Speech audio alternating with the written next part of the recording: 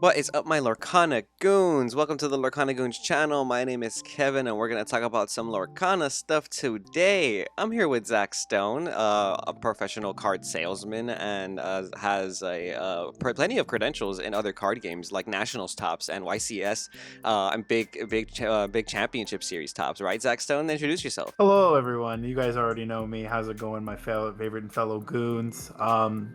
I played Yu-Gi-Oh for well over 13 years. My first ever big top was in late 2015. My most recent one was earlier in the year, back in April.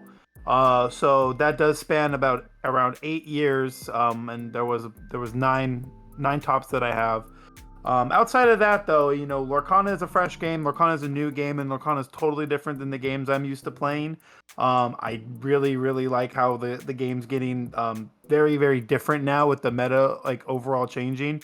And we got some deck lists to show you that I'm pretty much very happy to show you because it very much defines where our meta is. How do you think about them, Kevin? Yeah, so I'm glad you mentioned the meta because that's what this video is going to be. Welcome to the Lorcana Goons meta review. We are about how many weeks? 5 weeks into Rise of the Floaterborn season. We just finished Christmas and we're about to enter the new year. And like you said, man, I'm very excited to go over some of these lists because although it is a Ruby, Amethyst, Amber, Steel format again, we always see a little bit of spice and variety because once we know the best decks of the format, players can adapt to that and make anti-meta decks. So we have a couple here. In the first tournament we're going to go over is the PPG Holiday Matsuri. This event had at 37 players. It was 6 rounds of Swiss. It was held on December 22nd, and top 8 is a little bit diverse in my opinion, with the first place being a Amethyst Steel deck list. Check this out, Zach Stone and fellow Lorcana goons. This deck consisting of 4 of the following: Captain Hook, Mim Snake, Prince Eric, Mim Fox, Maleficent Sorceress, the Goat. We have Merlin Rabbit, Sad Boy Beast, Tinkerbell, Giant Fairy. 4, Let the Storm Rage On, and 4, Grab Your Swords. Then we have 3 of the following: Tinkerbell, Tiny Tactician, the Enchanted Elsa. Just kidding, you can play any Elsa. That's going to be the Spirit of Winter. And then we also have the Yzma shiftable card, and 3 Friends on the Other Side. And then last, we have 2 Storm of the Raging Fire, and 2 Smash, and 2 Benja. I'm liking this list a lot. I love Smash, this format. You know me, I've been practicing an Amethyst Steel list myself. So to see it take first place is pretty cool, I think. The tournament consisted of more than 30 players. I think that's pretty big in my opinion, and there's a pretty hefty prize pool, man. How you thinking of the format when decks like this are winning and it's not really a Ruby Amethyst dominant format? I firmly believe it's the Amethyst cards that carry that deck in the long run. Anyway, the Ruby cards are very good for the late game. They have a few good early game tools that allow them to sustain like Teeth and Ambitions. However, the steel cards live off the early game and have plenty of removal, as you can see with, Let the Storm Rage On, Strength of Raging Fire, Smashes, and the Giant Fairy Tinkerbell even being a shiftable character that can sing Grab Your Swords for the big AoE that a lot of decks are scared of, right? So the choice to play cards like Benja 2 show that the player was really aware of the spellbook being prevalent and possibly being a card that he didn't want to have to deal with too long. I liked seeing that card a lot. Are you curious to see this card in this deck list, Kevin? Benja? No, the spellbook. Oh, the spellbook. Oh no, I don't think you play spellbook in a deck like this. Mainly because this seems more like a mid-range kind of style a deck. In my opinion, you probably can play spellbook, but another issue too is like the amount of inkables to uninkable ratios. You know what I mean? You're already not playing that many uninkables in this deck, and I think that's what makes it very powerful too. You're always going to be able to ink something on curve, which is pretty comfortable, I think, for a deck. I just don't see the need for spellbook. I think your turn 3 also you probably want to play a Tiny Tactician Tinkerbell or a Maleficent Sorceress, even a Benja, to kind of keep the tempo going instead of playing something like Spellbook. You know what I mean? This deck does take a little bit longer, I feel, to close some of the games out. It is a little bit more patient. I do feel like you can outvalue pretty much every deck in the format with this kind of build. You know what I mean? So maybe you don't really need a Spellbook, in my opinion. I do like that they're I playing want to Smash. point out this is a 60 card deck. This is a 62 card deck, Oh, actually. I okay, did the okay. count, and it does kind of make me think about some of the ratios. So yeah, you know, going forward with that idea in mind, we all a lot of people that play the game stick to a 60 card limit at your bare minimum for more consistency purposes. However, this goes to show that like adding a couple cards doesn't make your deck any weaker by any means. It adds some variance. It gives you a little bit of more tools to play, and it does make the ratios of your ink and uninkable cards slightly better. Yeah.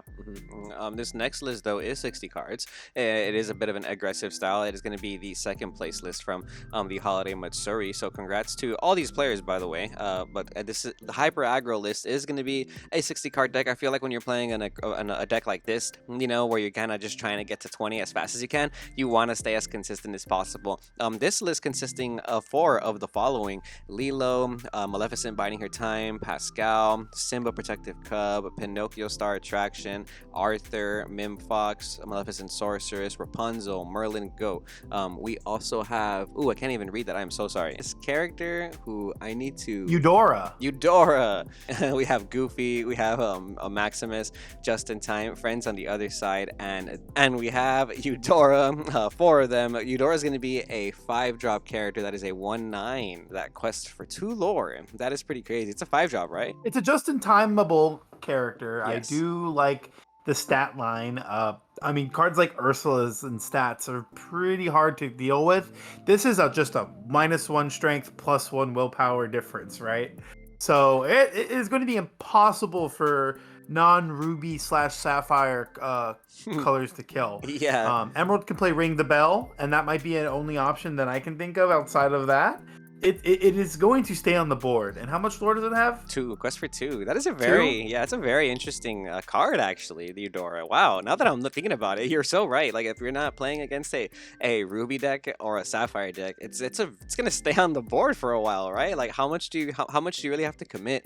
Whether it be like 2 turns of swinging into it or a whole turn with like 3 to 4 characters swinging into it, you know, and that wasting a whole turn getting rid of just one character, you know, if they have Pinocchios already or Maleficents and Lilos, like oh my goodness, like you know, you're kind of I mean, it's a tough choice. Yzma could shuffle it, but who wants to give him 2 cards? Yeah, giving a deck like this 2 cards is a little rough because you could give them 2 goats and they can't play on both, but then you could also give them a goat and a Lilo and then they play both in one turn and it's just too crazy. And one other thing I really want to mention is this deck is playing 4 it's a very consistent deck. It's playing 4 of every copy of the card. You know, it's not playing 3s or 2s. It's just 4 of everything. You know, you want to make sure you see the point of the deck. And I love decks like this. But we'll go on to our next list. This is going to be a Ruby Amethyst. See, Ruby Amethyst in 3rd place of this PPG. Check that out. We've seen Ruby Amethyst before. I do want to mention that I have been practicing this deck a little bit more because I think I want to play it for the upcoming event we have. And there's certain cards in here that I'm thinking like, ooh, I would play that. Maybe I wouldn't play that. For example, I'm not playing for Tremaine anymore. I feel like Tremaine is a certain card in Ruby Amethyst decks that people are playing 4 of, and I do see some people get away with playing lesser of them. I feel like a lot of the better players are starting to play around Tremaine by not leaving just one character on the board anymore. You know, sometimes it's impossible to play around those, so I do understand that. But I do notice that this list is only playing 3 Rabbit. I've been seeing a lot of players cut that down to only 3. This deck does play a lot of uninkables, so some of the ratios for these are going to be a little bit different. They are only playing 1 Ursula. Not a fan of 1-ofs and Lorcana, you know, and only 1 Spellbook. You know, I think maybe just play 2 Spellbook. I like 2 Spellbook in this deck. It's just kind of, it's very good in the mirror match. What do you think of Spellbook? What do you think of these ratios? I'm very curious to see, you know, they did choose to play like the 3 Yzma and the 4 Tremaine. I did know we discussed those ratios. The 1 Ursula is interesting. I would like to see it like 2 copies of her. I'm also very curious to why cards that I would cut to 3 before cutting cards like Merlin Rabbit to 3 is cards like Maui and Mini Surfer. I feel like the 4 rabbits is very important, especially in the mirror match, because that is how you're like gaining too much. That is how you're gaining the value over time. Like your rabbit into the Yzma, shuffle back, draw 3. Just Rabbit having snake. the consistency of seeing cards. It's actually one of the best cards against any discard deck, because being able just to play it and get 2 free cards, potentially more if you return it to your hand, is very good. So I don't like some of the ratios. I also don't know what their meta is like, and that is a big difference to how people deck build. So I'll Mhm. take that with a grain of salt. That maybe the list makes more sense with the meta is. That's true. This next list is also playing Three Rabbit, though. Check that out. So, this is going to be the fourth place list from this. Playing Three Rabbit. There's two Ursula in this one. Only one spell book, but we do see again consistency with the four Lady Tremaine, Three Teeth and Ambitions, and again, Crab is another card that I want to mention that we're seeing just constantly now. Now I'm sure we've all seen the Steadfast video where he talks about the importance of Crab in the meta, and I feel like everybody's seen that video now because now it's just you play two Crab in this deck no matter what, at least. Not sure if you play more or less, but Crab giving you the ability to just kind of give strength to your goats, your Mauis, your foxes, your minis, even. It's pretty intense. That Ursula 2 is becoming very popular. One of the cool things about Ursula is that by turn 9, turn 7 you play an Ursula, or like even turn 8 you play an Ursula, and then by turn 9 you can bounce it back with a snake and then play it again. And then aggro decks kind of suffer in that scenario because a lot of times they really are just counting to that final 20, and if you can knock them down like those couple points, it does kind of get you there. So I do like Ursula right now in the meta for Ruby Amethyst decks, and it is something we are seeing a lot. But our next list, this is going to be the next Ruby Amethyst list that is playing Arthur and LeFou combo. This is going to be a little bit more of an aggressive style, but I feel like as of lately, all the Ruby Amethyst decks are kind of looking the same. You know what I mean? We're all kind of gravitating towards the same amount of ratios of this list playing three Crab and still again three Rabbit. So it looks like everybody's on this three Rabbit wave for this tournament. So could be a local meta thing. We got Dragonfire in this fifth place list, and then some Magic Brooms. So we have a Broom Goon over here. I wonder what you're shuffling back with the brooms. What the purpose of that is? What do you think of brooms in this list, Zach? Broom might just be a way to go infinite. You have two copies, so one can shuffle back the other, and being able to gain some extra value by shuffling back cards like your Dragonfires, Be Prepared, maybe even shuffling back your Spellbook if they get rid of it with a Benja. Could be useful. I also like how in this list they are deciding to play just three copies of the Tremaine, two copies of the Yzma, two copies of the Maleficent. You see how they're more committed to like having an earlier start, which I respect it. Like they want to be able to just like play their bombs but not see their bombs. Does that make sense? No, yeah, that makes sense. That makes sense. Like, and maybe that might even be what the Magic Broom is to do also. That way you can shuffle your bombs back into the deck, yeah, and then you can rely on seeing them again later without having to play more copies. That's always been my thing with Broom. It kind of lets you do that, instead of having to play four Dragonfire, you can play two Dragonfire, you use a Dragonfire, you shuffle another one back in, and later on you see it again. But I just don't feel like the format is that slow anymore to justify that kind of theory. But next we have another Ruby Amethyst list from this tournament. So as you can tell, Ruby Amethyst being the most popular deck of the format. This is kind of a more aggressive bounce list, like we've seen before, playing Pascals, LeFous, Arthurs, and I said this in the other videos before. When you're playing against opponents and you start seeing them play Arthurs and Pascal or LeFou, especially on turn one, if you see a Pascal and a Ruby Amethyst deck on turn one, you know they're playing a more aggressive style, which doesn't really change too much because they're still going to be playing Be Prepared and Maleficent Dragon, as you can see here. But it does kind of give you an understanding of like, oh, this person is probably not playing the Peter Pan Shadow cards, or maybe they're not playing cards like Big Aladdin or or even Yzma, for example, like kind of some more mid-range later game cards because they're instead playing more aggressive cards in the beginning. But there's not too much of a difference in the variants in the Ruby Amethyst list, but there is a difference between this version and the version that we've been seeing for like third and fourth place right here. But next we have a interesting deck list, Zach Stone. This is a Emerald Steel list playing Weight Set, and if you don't know what Weight Set does, it is a three ink. What is it? It's a three cost item. It's pretty interesting. Anytime you play a character that has 4 or more strength, anything you play a character with 4 or more strength, you get to draw a card, and it's an inkable item. So that's pretty cool. It goes with the theory of this deck list playing a bunch of 4 strength characters like Horus. We also have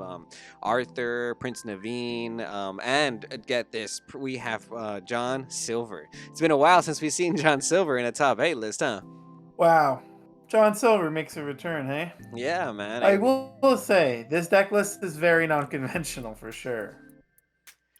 It's pretty cool in my opinion because it is playing four of the following, and they're all four ofs in the deck. So we have Captain Hook, Prince Eric, Horus, Prince Naveen, Arthur. We have Cerberus, the three-headed dog. We also have we have Verana, Fang Chief, Beast Relentless, Tinkerbell, Giant Fairy, John Silver. Then we have Fire the Cannons, Let the Storm Rage On, Strength of a Raging Fire, Grab Your Swords, and Weight Set. All of those at four in this deck. 60 cards, very consistent, very consistent. And you say unconventional, right? But I mean, it kind of looks like it's just getting the job done. You know, you start dropping some weight sets, and then by turn four, every time you play a character, you draw a card, you're putting pressure. I feel like four is a very strong number right now in Lorcana, in terms of strength and in terms of willpower, because like a lot of the very strong characters lose to four damage, like Queen, Commanding Presence, for example, Mim Snake,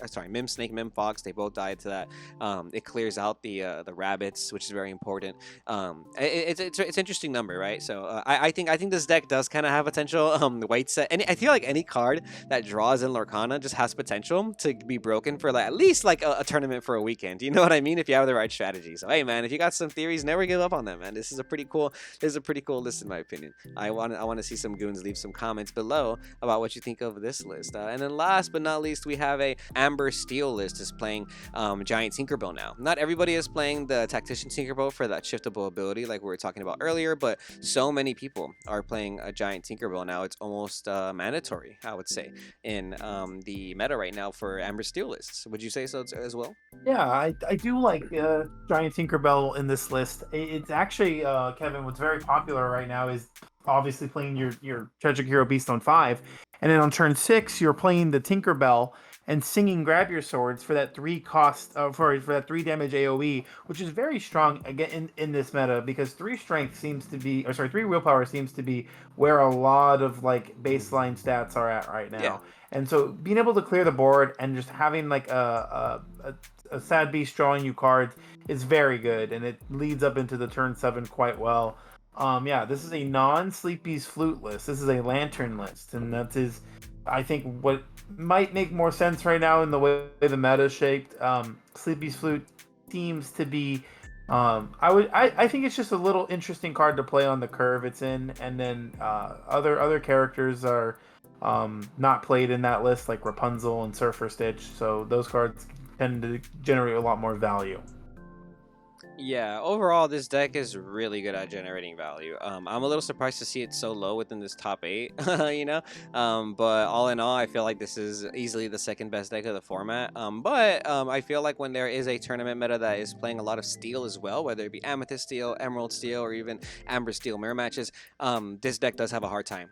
Steel's toughest matchup is Steel. You know what I mean? And if you feel like you are having a tough time against Steel decks, sometimes you just gotta join the party. Yeah, you know what I mean?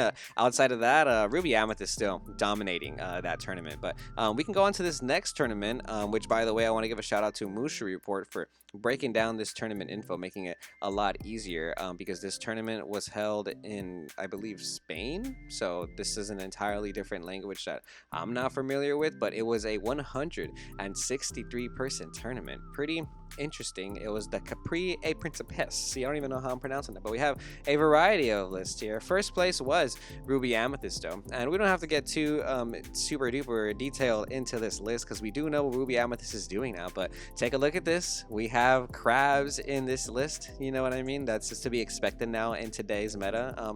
There's a lot of people playing only 3 and 3 of the one drops, Mini and Olaf. And by the way, I do want to kind of talk about this because I've been looking at these lists and I've been thinking, like, why are people playing 3 Olaf and 3 Mini when they could just be playing 4 Olaf and 2 Mini? And I think that just makes more sense because at the end of the day, if you're going to be inking a card on turn 1, don't you want to have a better chance of inking the same color card so that you don't reveal to the opponent unnecessary information? Like, yeah, it doesn't, like, the format's not crazy diverse where if you reveal you're inking an Olaf, you know, there's not that many, you know, colors it could be that you're playing against. But like why would you want to reveal the information regardless? You know what I mean? So I just think it's better to overall play the color, or you know, the higher numbered, depending on what you have, like that you're going to be inking more, because there's way more Amethyst inkables in this deck list than there is Ruby inkables. You know what I mean? Does that make sense? I just feel like you should be playing 4 Olaf too many, instead of trying to be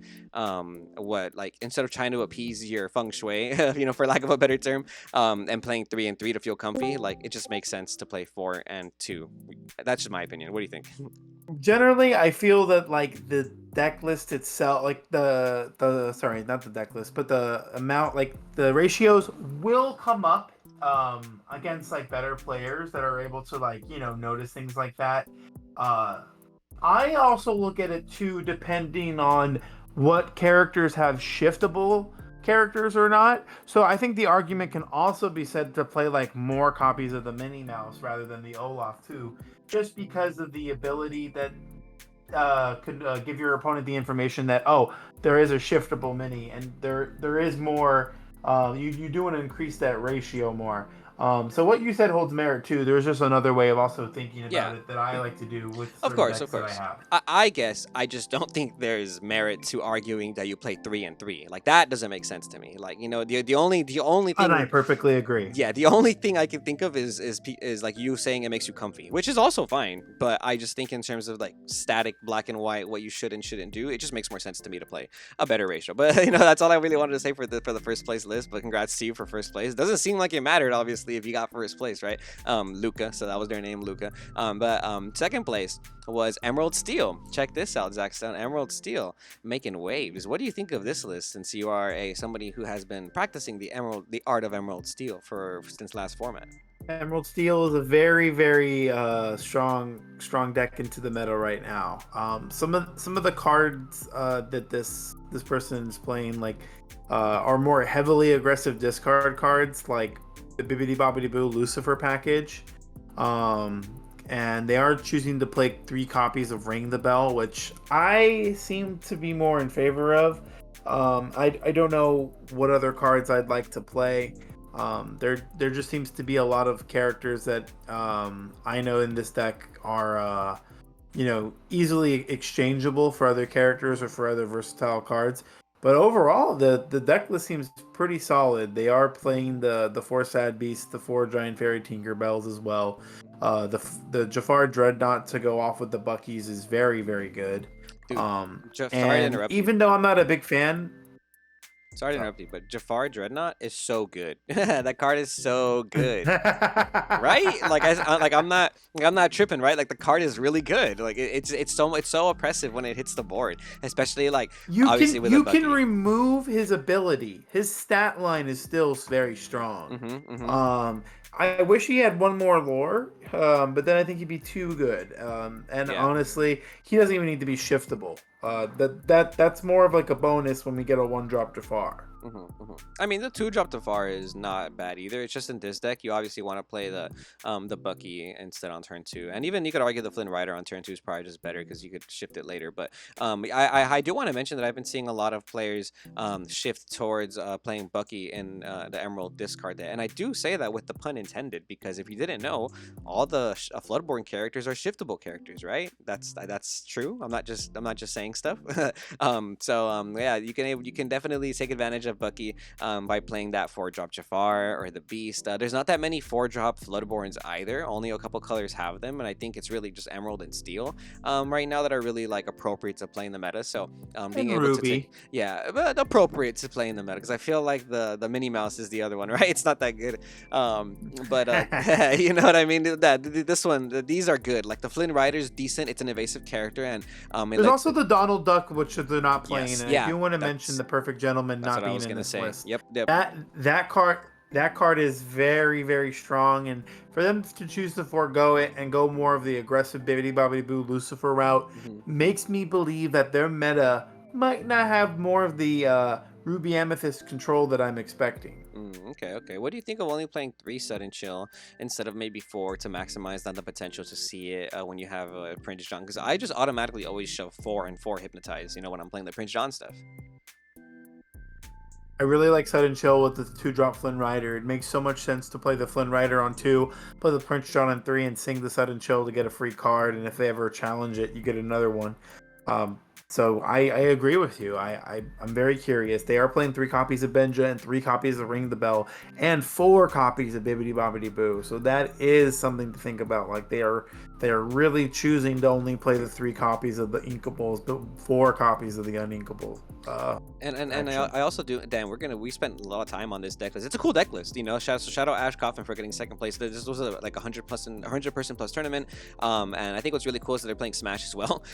So I like Smash a lot. This format, I've been saying it for the last couple of videos. Smash, Cards. yeah, Smash is just very very powerful in terms of like it lets you out the opposing Arthurs, the opposing Mim Foxes, Rabbits. A lot of stuff in the meta just loses to Smash, and they're not playing Strength of a Raging Fire or Let the Storm Rage On in this list, and I think it's because those cards are very conditional.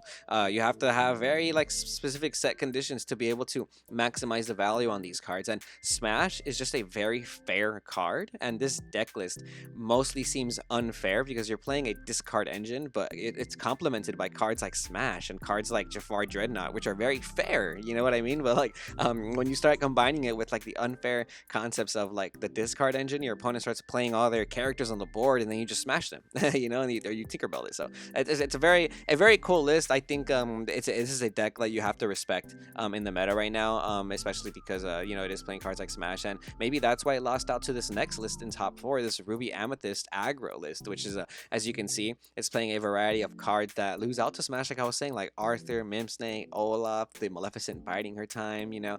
This list is very interesting. It is playing a little bit more of an aggressive lineup, like we were saying. And look, Zach, it's even playing the Queen of Hearts. So we were talking about that right now. We're talking about if it's good or not. I don't like Queen of Hearts personally. The 2-drop is very decent. It's good. The 2-drop is good. I don't think the 5-drop is necessary in this deck. Especially and you know what I mean. Like and they're playing 3 Rabbit. What's with you guys playing 3 Rabbit?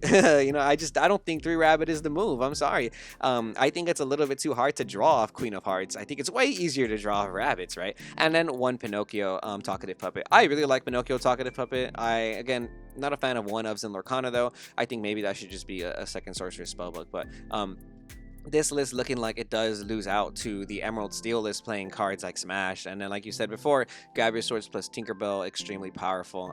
After this, though, we have one of your favorite lists, Zach. It's a Amber, Ruby, Ketchup Mustard deck. Check this out. I'm a big fan of this color combination myself, being able to use Lantern and Doc, and Lantern being the only non-character in this deck list with some little bit of spice. Check that out, with 1 Scar, 2 Pongo, 2 Goofy.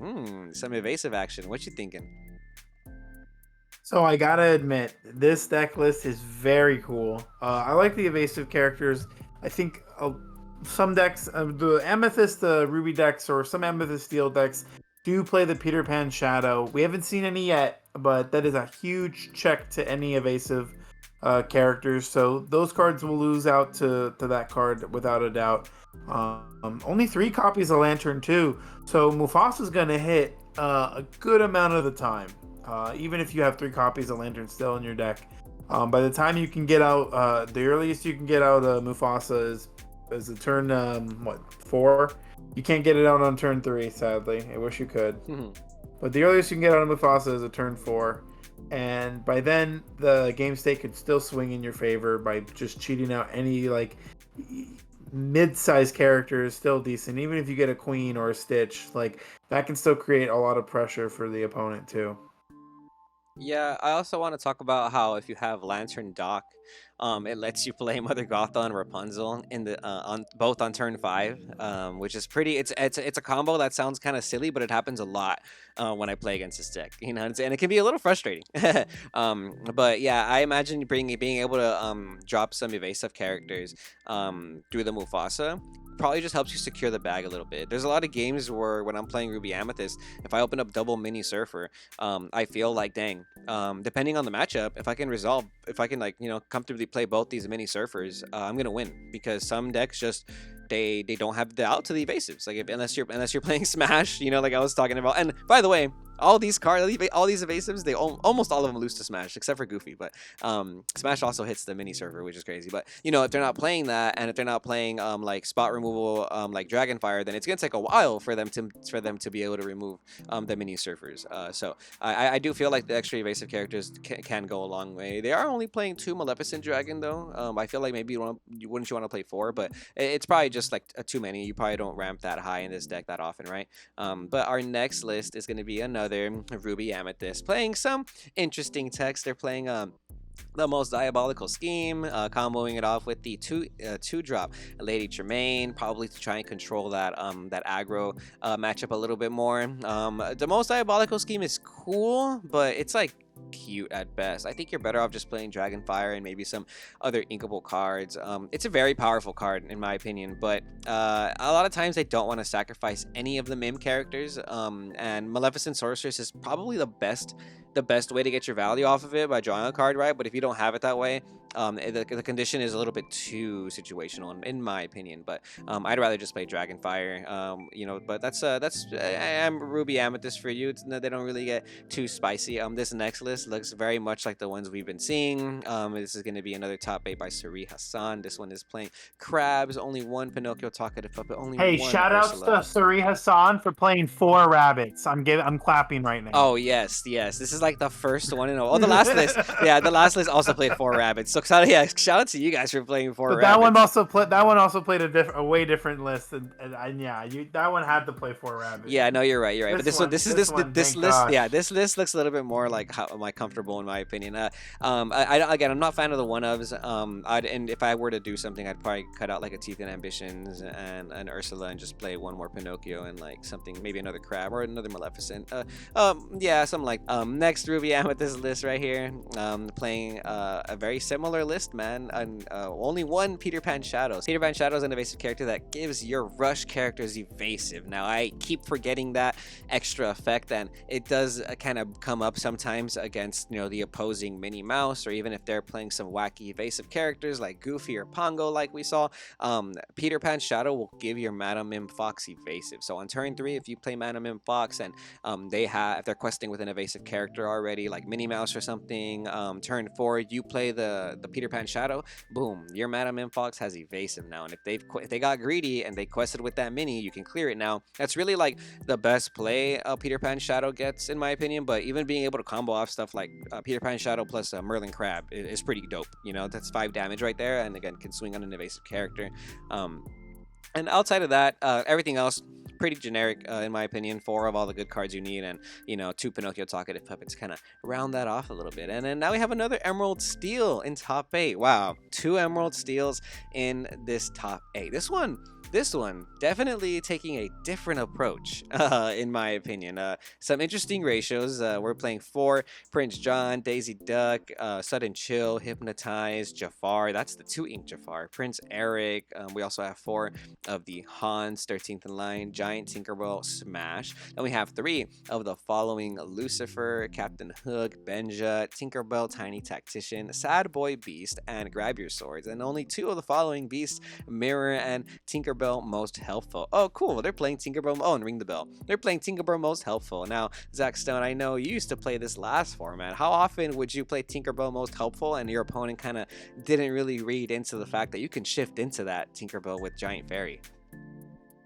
I almost that one I wasn't even gonna bring up. I was gonna say I almost want to play Tinkerbell Most Helpful right now just to make some characters evasive and catch some people off guard. Yeah, that is an interaction that does come up. It doesn't come up on curve because you'd more than likely like to shift on the 3-drop Tinkerbell turn 4.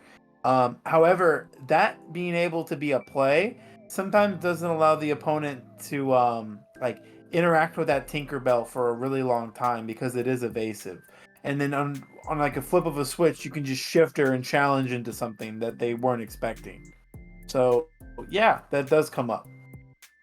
Okay, you notice there's no Amber Steel in this 100 60 plus player tournament top 8. You know what I mean? And I feel like it's because a lot of these steel decks have a really good matchup against Amber Steel, you know, especially when you're playing stuff like Tinkerbell Most Helpful, you know, that gets around the Simba every now and then, or even just like being able to shift Tinkerbell, grab your swords. It's just so crucial. Tell me about the discard engine. Like, give me a little bit more of like a meta analysis on how you think players should go about playing the discard engine or playing around the discard engine, because I'm sure there's a lot of viewers who are watching these videos to kind of get a little bit more of like a taste of how to get better at the game. You know, maybe they are playing the list card for card, but maybe they're just not setting up correctly, or maybe there's a certain strategy that we're not seeing, because I've never played this deck list, right? But I do feel like I wouldn't be able to just see success with this off the bat. I like to assume that this deck is better played in a more patient pace.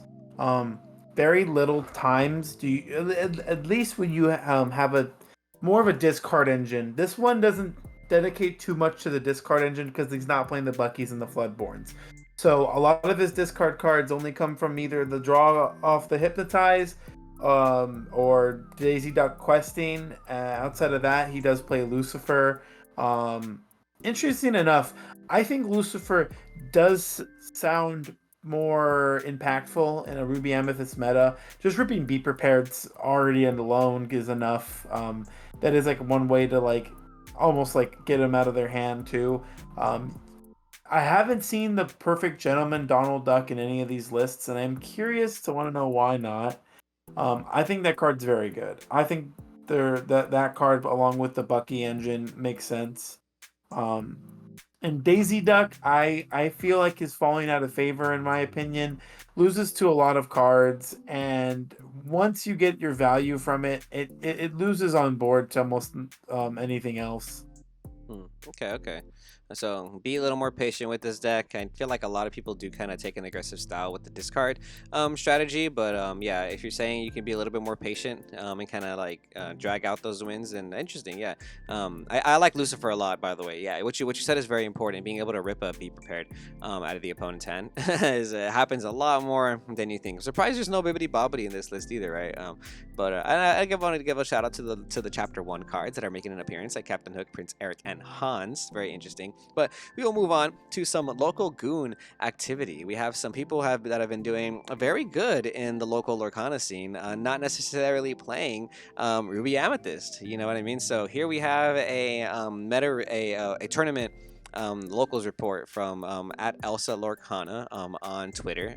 They I think it's French, but I always translate their posts, and they follow us and we follow them. And they mentioned that they were having a very confident and a very solid end to their 2023 season. So they ended with a 20-3 record in best of 3 overall from all of their local tournaments. And they felt pretty confident because they ended up winning 2 different locals. So this list is a Amethyst Steel list.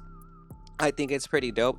Playing cards like for Elsa, you know, your names are kind of Elsa. You got to play for Elsa, and then we're also rounding that off with some other spicy text like Prince Eric and the Tinkerbell package that I've been saying is just really good right now in the format. It's Tiny Tactician and Giant Fairy Tinkerbell, which I'm glad they're still relevant in the format because I think people were sleeping on those cards. You know, this is probably one of my favorite lists in general right now. This deck is very powerful. You don't need to play stuff like Whole New World in this. Amethyst Steel. I feel like it does a very good job being able to like duke it out against Ruby Amethyst and Amber Steel, and even sometimes like you're able to just generate more card value than them, which seems really hard to do sometimes when they're playing rabbits after Maleficent Sorceress and all these cards that draw. But you have those cards in your deck as well, and if anything, you have even more cards that draw with Sad Boy Beast. You know, and the only issue I would say really is with this deck is kind of being able to like start the game off a very with a good tempo and keep that tempo. You know, sometimes I feel like against the aggro matchups, if you don't keep that tempo, then you can lose out. You know, and sometimes you just don't see the Tinkerbells. You know, but next we have another local goon successful with this Emerald Steel list. They ended up winning a Win-a-Box tournament, first place Win-a-Box tournament by Never Stop Swooping. So shout out you, Christopher E over here, playing Emerald Steel as well. More Emerald Steel in this deck list. Nothing too crazy. I do just want to look it over because they are playing, Ring the Bell, Cheshire Cat, Robin Hood combos, only one Beast Relentless, one Mad Hatter, one Namari. You know how I feel about one up. So, pretty interesting. Let's shout out you for seeing success in this Win-a-Box tournament with Emerald Steel. You don't need to play Ruby Amethyst to get those dubs, guys. You know what I mean? There's plenty of room up there in the first place victories that are not Ruby Amethyst. So hey man, try your decks out. Here's another one. Shout out to at Nacho Mod 3. They got first place in a Win-a-Box, and their first place prize was a box and the Winnie the Pooh map. Pretty cool. They went 4-0 with this ketchup mustard ruby amber list. Zach Stone, I feel like this is a pretty interesting deck list. How you feeling about ruby amber in general, the format? I really like those colors a lot. This list is a little interesting with some of their card choices, but they are choosing just to play a bunch of 4-ofs, which I really respect. They're limiting their 2-of count to just the Queen of Hearts and the Docks. Curious to know why Doc is only a 2-of, but then again, I haven't tested this list as much as I played it during the first chapter. So with the new cards, it might make more sense. The list that is pretty cool too is the hyper aggressive deck. This is like the second one we've seen, right? Mm-hmm. The first one had like a lot of more bigger characters. Yeah, so this is the exact same list that this person used. This is a shout out Alex. They got first place at the Bearded Dragon. It was a 19-person tournament. The total payout was $610. It was supposed to be a 1K, but they didn't reach the amount of capacity for players. But he went 401, finishing in first place. So that's pretty cool. You know what I mean?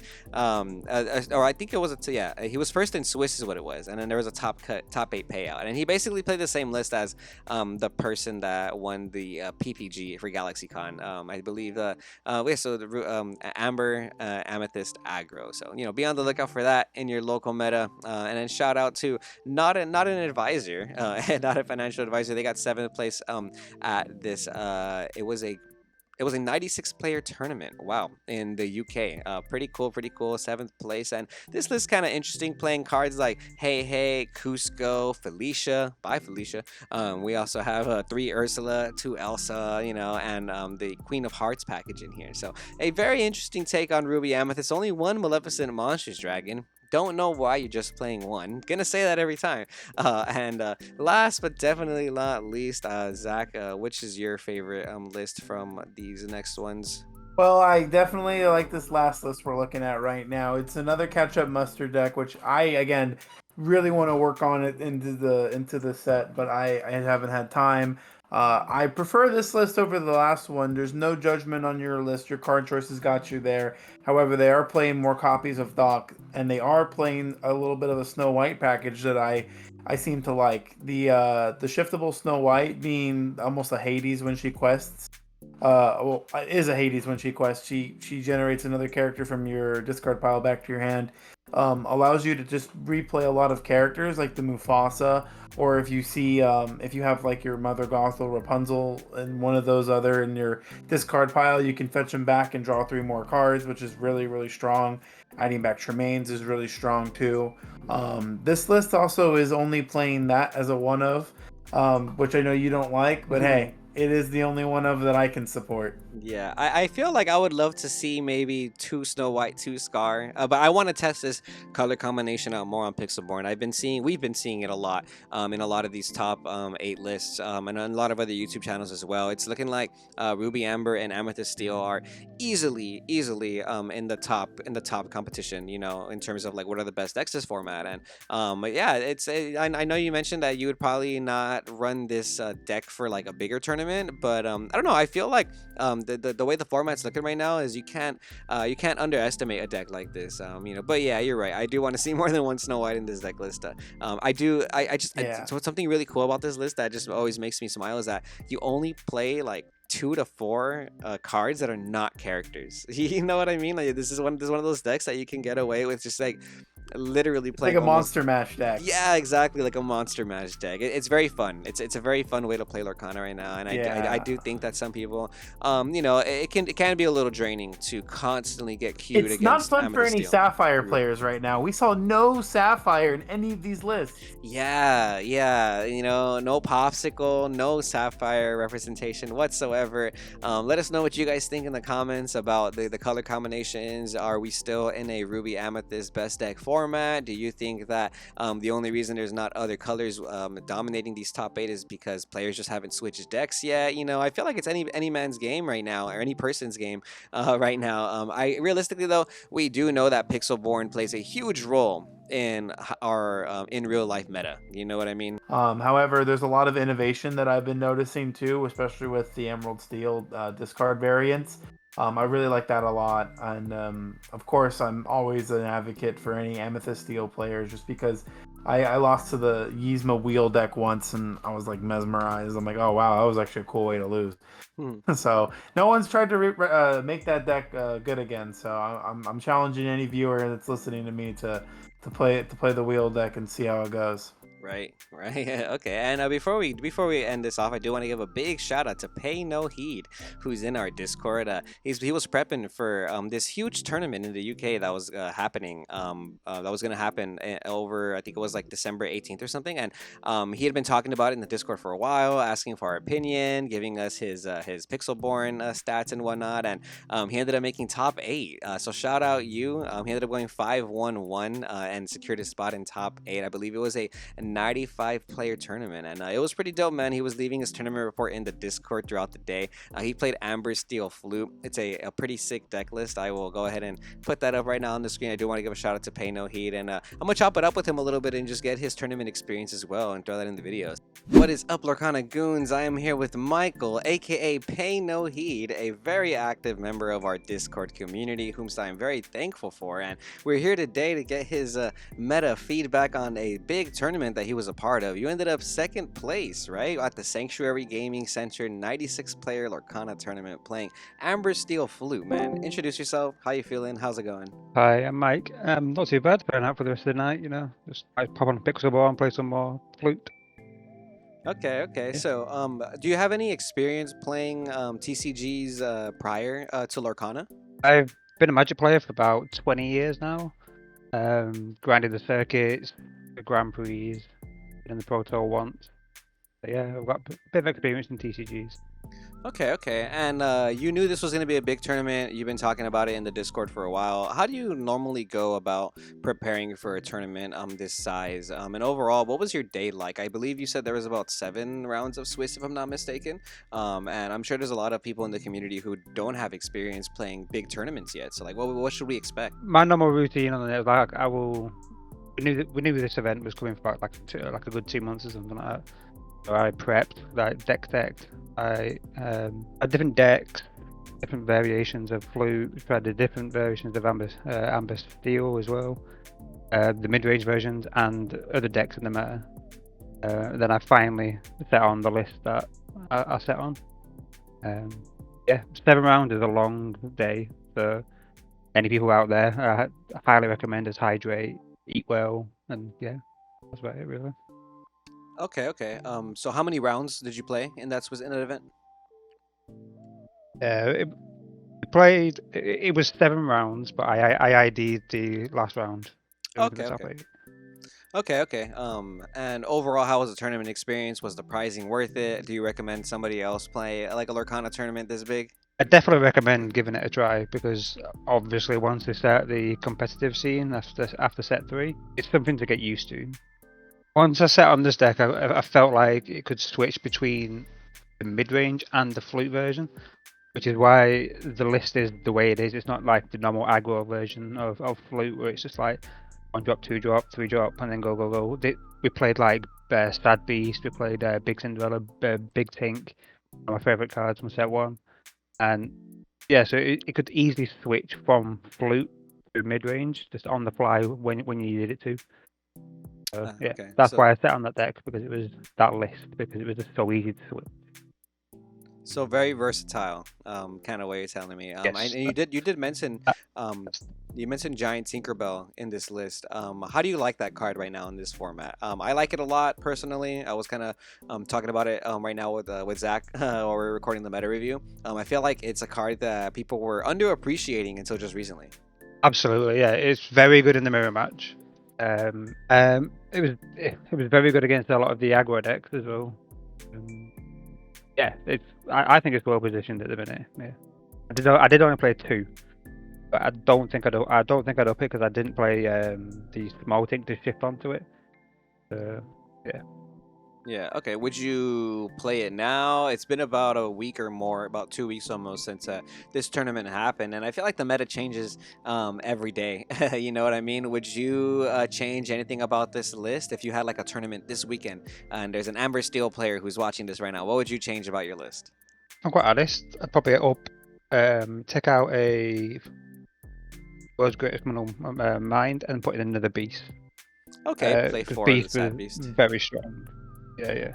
Beast is very strong, and I'm glad you mentioned World's Greatest Criminal Mind. It is a song, so I do feel like obviously it does have like that synergy right now with being able to use it with Sleepy's Flute and gain a lore basically after you use it. But I just don't like the card to be honest. I just feel like the card is very situational, very slow.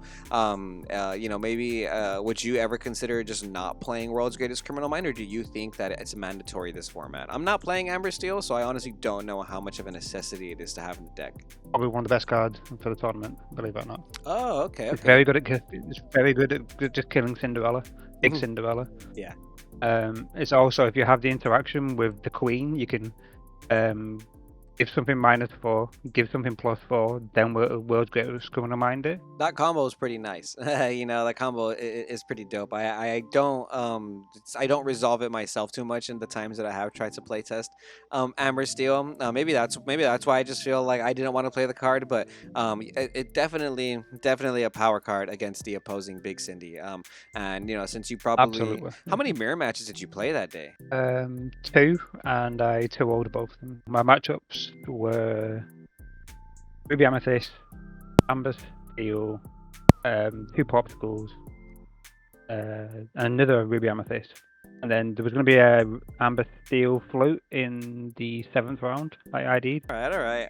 And I guess this last question to round it off, why flute instead of, I guess, a list without flute? Like how good is flute in this meta? Float is really good because Ruby Amethyst cannot deal with it. That is your win condition. If you can get there's many times against Ruby Amethyst where I had 3 flutes out, and when I played the 3rd one, they went, "Oh dear," and then I just went off from there pretty much. Flute is very good against Ruby Amethyst. Against other stuff, steel decks playing Benja and big Beast from set 1 that destroys an item, it can be a bit iffy. But then that's why you can switch to the mid-range version and then go from there pretty much. Nice. Okay. Good to know. For any Amber Steel players out there, you heard it here from one of the top goons in our Discord. He even has flute as his profile picture. It's a pretty, he's a flute goon if I've ever seen one.